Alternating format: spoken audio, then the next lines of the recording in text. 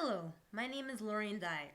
The purpose of this presentation will be to explain why Canadians should reduce their water consumption and to illustrate how water consumption reduction can be accomplished.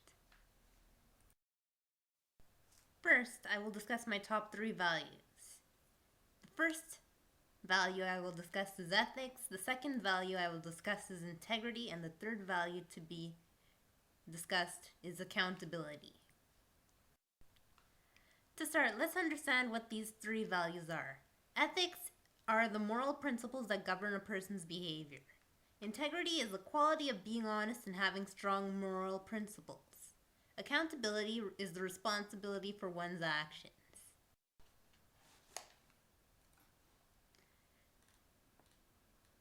I have selected this action as a good way to respond to the issue because Canadians are generally unaware of the tremendous impact overconsumption of water has on the environment.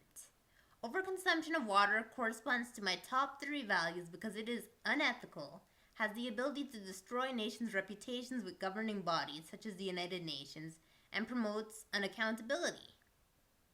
Ethics holds a major role in reducing one's water consumption. Experts predict that by 2025, fully 3/4 of people on Earth will experience water scarcity. Water scarcity is the circumstance where water demand outstrips supply. Currently, only about 1% of the world's water is accessible for direct human use. Lack of water causes issues such as starvation and increased fuel costs. Global citizens should be more concerned about the well-being of others. Integrity is another important value to be held, because a nation's reputation with governing bodies, such as the United Nations, can be easily tarnished. For example, Friends of the Earth Middle East, a regional non-governmental organization, performed a survey and discovered that in the past 5 decades, the Jordan has lost more than 90% of its normal flow. The dramatic loss in water is due to the conflict between Israel and neighboring countries. Other examples of conflict exist. For example, in India and Pakistan, the conflict involves the Indus.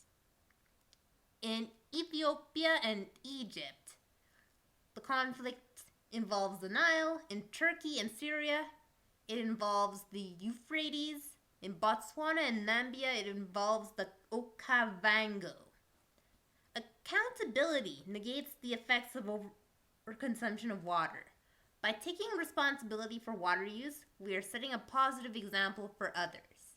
Canadians are oblivious to the incredible effect of overconsumption of water, which has a negative effect on the environment. Values are necessary for citizens to be cautious of increased water consumption.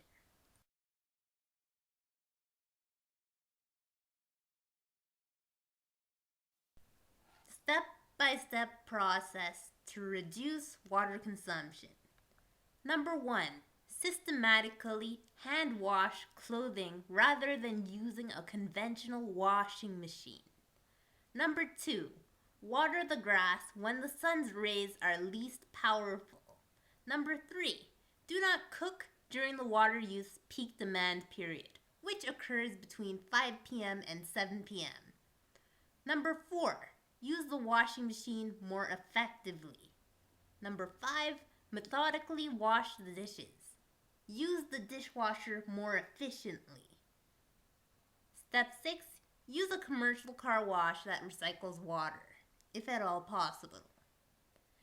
Step 7. Take short showers. Number 8. Fix dripping taps. Quantifiable measures to determine the achievement of reduced water consumption. Number 1. By methodically washing the dishes, you'll discover a dishwasher needs 37% less water than hand washing dishes. Number 2. By taking short showers, that is, reducing your shower time to at least 5 minutes, you could save as much as 27,000 liters of water per year. Number 3. Fix dripping taps. By completing this action, you saved a good amount of water. 45 drops a minute is 10 baths of water a year. Number 4. By purchasing a horizontal axis washing machine model, you could save an estimated 26,498 liters of water per year. Okay, now for some quick facts. On average, one apple has a water footprint of 125 liters. 1 cup of coffee has a water footprint of 140 liters, roughly. Irrigation-intensive agriculture diverts 70% of the world's available fresh water each year. 20% of the Earth's surface water is in lakes. And a hydraulic fracture job used 17 million liters, of which an amount approximately 10 to 40% flowed back to the surface as toxic water. The answer to question number 1 is 125 liters. The question 2 solution is 45 drops a minute. For question 3, the answer is 37%. And for question 4, the answer is between 5 p.m. and 7 p.m.